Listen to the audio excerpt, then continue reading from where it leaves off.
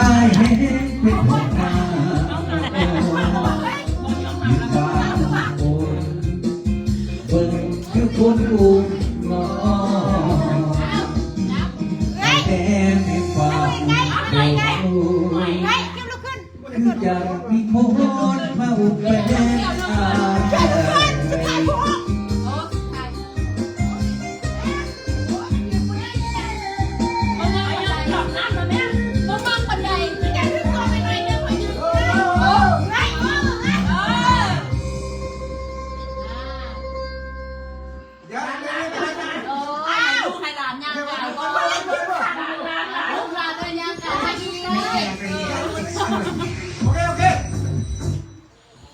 L'Oreal Paris.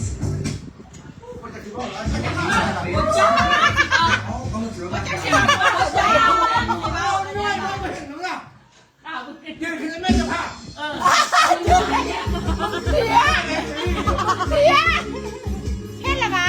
เห็นเบิร์ดแล้ว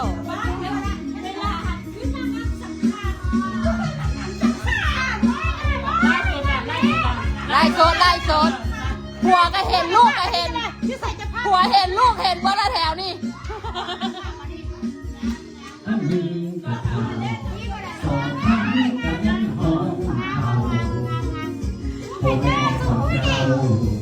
เป็นที่นั่นทำไม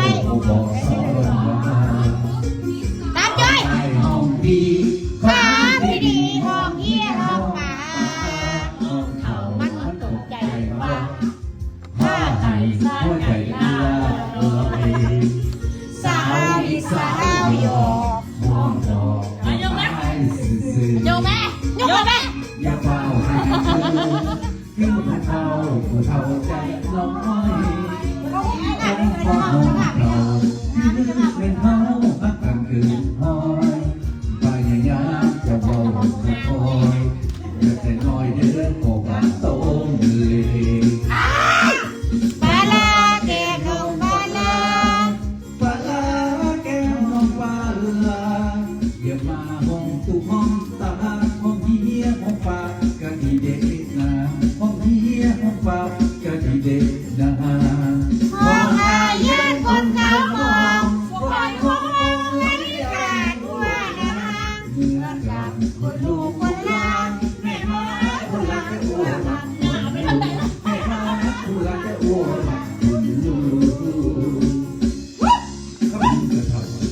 เขายังของเขาโอเมของเจ้าโอโม่โอโม่แมนบอก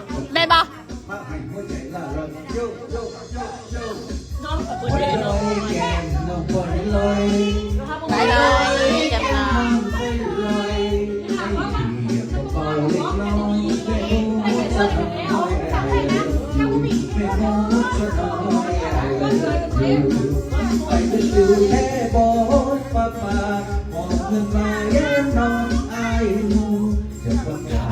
พระเจ้าว่ากินเฟือง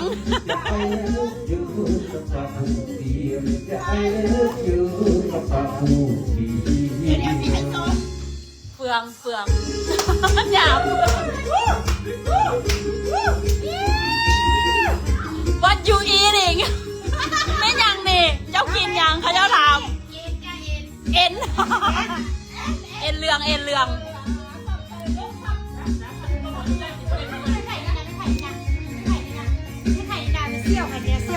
จ้า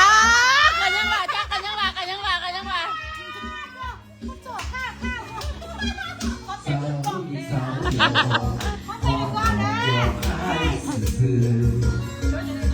ดี๋ยวเฝ้าให้คือพวกเราใจเราต้องเข้าห้องเขาคือเป็นเขาซ้ำ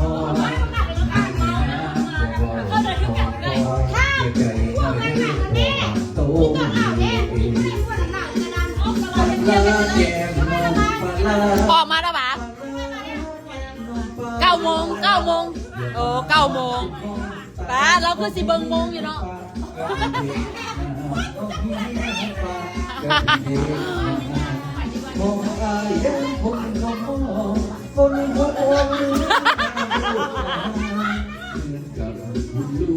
เอาไหมเอาไหมเอาไหมเอาไหม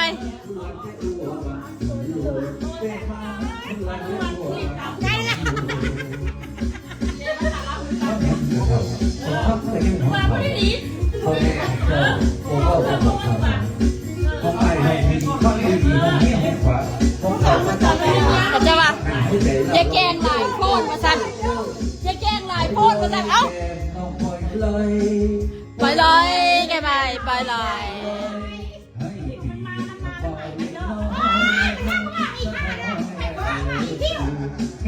ป๊าบบ่แม่นบอกมันมา9 โมงบ่โอ้ยบ่แม่นบอกมันมา9 โมงบ่เฮ้ยน่าจะ4-5 โมงเอ้ามันจะบอกว่า9 โมงมันมาน่ะไม่กล้า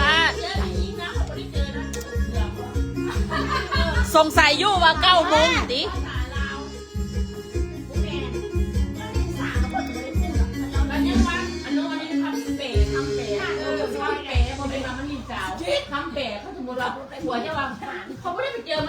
What is this funny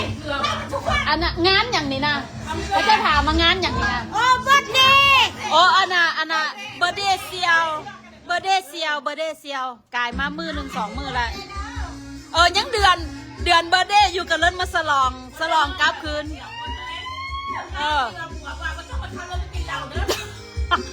บ่ต้องขับรถไปกินเหล้า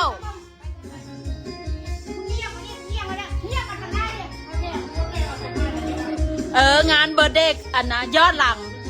ยังมีเดือนยังบ่เบิร์ดเถื่อ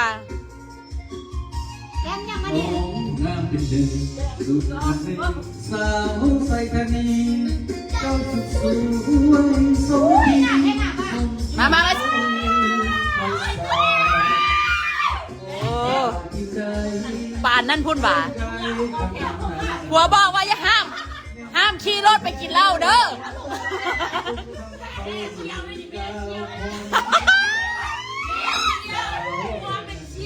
โอ้แมนรุ่นเดียวกันผัวเป็นเซียวกับผู้นั่นแล้วก็ตัดแล้วได้เป็นเมียเซียวแมนใดก็แมนตัวก็เอิ้นแม่เซียวเนี่ยถึกเอาแท้เอาว่าผู้สมก็จะแม่นงานอีหยังบ่ผสม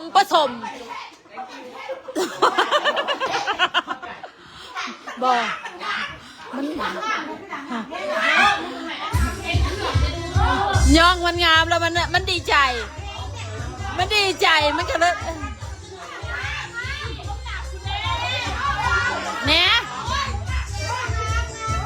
อย่าหัวใจสาวสีสมัยบนหน้าไอ้หนุ่มสีไทยอกหัก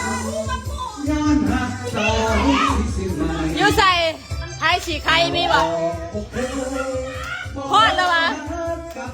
มาแล้ววะจังหน่อยนะสันอยู่บอกมันจังงงใส่บังดูมันว่ามันไงโอ้งามอีหลีใดนี่ก็เอาต่อเยอะแน่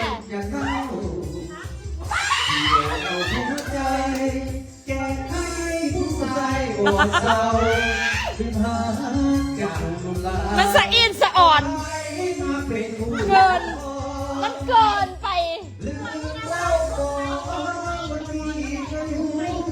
แมน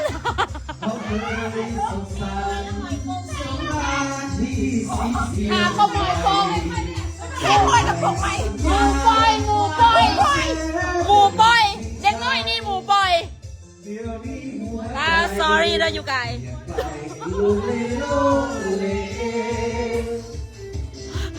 หมูปอย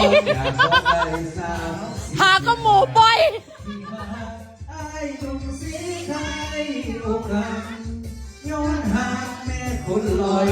ผู้อยู่บอกบ้านสีใครอยู่ใส่สีบ้าน บ้านคอยสีไข่ ลองให้ใจไอ้เพีย สีไข่ว่าไต่เกาเลี้ยวพอตู้คอยอยู่สีไข่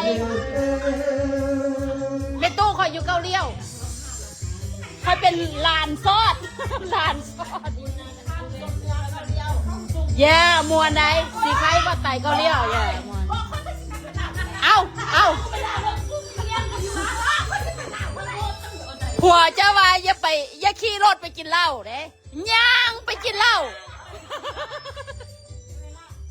แล้วยางมาแล้วยางมา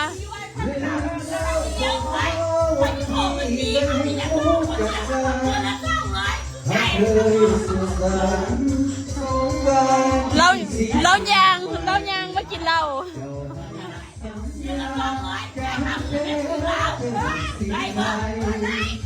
เดี๋ยวนี้หัวใจเปลี่ยนไปเลยโลกเลยจากเขาไกลสาวที่สุดที่มาไอ้หนุ่มสีไฟ โอ้ยคุณฮอดบ้านเด้ สาวสีสุดใหญ่ คุณฮอดบ้านสิใครเด้ อดทนเหงาน้องสาวห่างไกลไปเองรอให้จะไปเพียงละแล้วคนมา เมเซียวอยู่แถวนั้นเมเซียวอยู่แถวนั้นเอาเซียวเมเซียวแล้วอายุ18ก็ได้เป็นเมเซียวได้เพราะว่าเจ้าเป็นเซียวกับผัวเด้แมนได้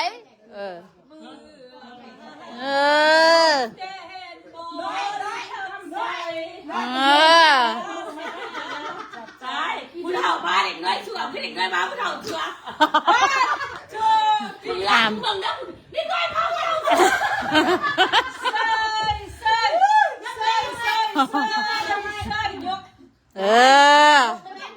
ตอนยกนี่เงียบปันยัง ตอนยกนี่คือว่าเฮ้ยมันกินไปแล้วเอามาเย็น คือได้ไปนี่นะคือได้ไปนี่นะ เอาอย่างนี้ พูดแถวนั้น เนี่ยอีกแล้วตัวของเขา บ่เบิดมันบ่ยอม ขับรถไปกินเหล้าจะมาด่ามา เรายางมาเด้ แรงบ้านก็ห้องบ่ให้มองว่าตายเขาเบื่อปากแล้วแขกมาเต็กแคนาดา อ่ะ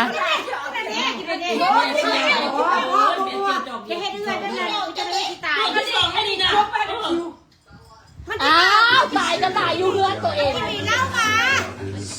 แตงมันจะมีเหล้ามาอีกลูกมันจะมีเหล้ามาอีก มันกำลังมาประชามันชิมาอีก2 ขวด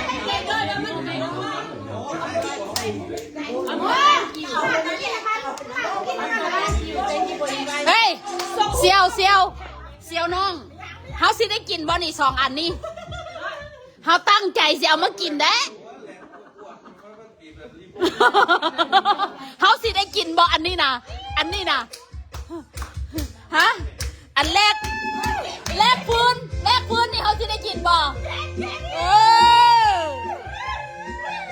ฮะเชียร์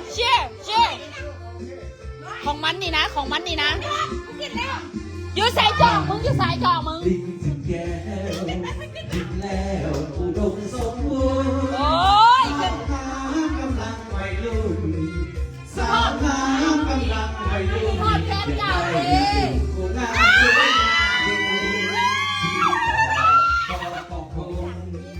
งามสวยอารมณ์โคเอไอ้มาเห็นหัวใจมาเว้ไอ้มาเห็นหัวใจมาเว้หน้าตาให้พอดีคนตาหอตาลอหน้าตาให้พอดีคนตาหอตาลอน้องมีเสน่ห์งามเด่นแจ่มเป็นล้อ